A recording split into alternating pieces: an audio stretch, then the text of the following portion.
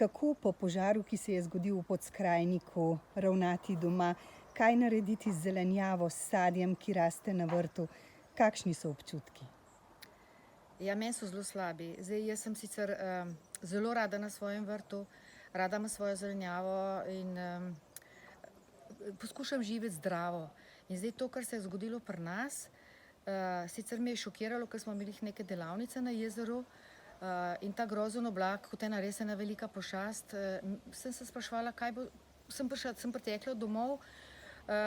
iz teh delavnic in sem pokrila del zelenjave, ampak mene še zmeraj skrbi. Skrbelo me je nekaj časa, potem pa, ker sem pač pozitivna oseba, rada sem v naravi, rada skrbim za svoje zdravje, želim zdravo živeti, ker sem tudi na podeželju, ampak in poslušala sem od teh inštitucij, ki so zadolžene za to, ker so pa oni zagotovili, da je vse okej, pač jaz sem mislila, da je vse okej in mogoče mislim, da je vse okej, ampak vseeno nekje noter en črviček tak, ki me res črviči, ne vem, ali je res vse okej. Ker jaz sem sicer zdaj v pokoju in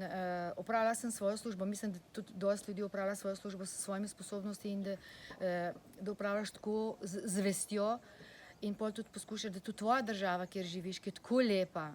enkratna, sploh pa tudi naša Notranjska, ker imamo krasen tudi turistični vodnik in razlagam ljudem o tej naši lepoti in o tem našem lepem zraku in zdravem zraku, potem pa dobiš občutek, če so sploh, in se sprašuješ, če sploh te službe tudi opravlja ta svoj del naloge, da nas ne zavajajo, ne? Da nam potrdijo, da je res tako, da bi živeli sproščeno, ker navsezadnje imamo pravico na tej lepi deželi naši, ki jo imamo, živeti zdravo.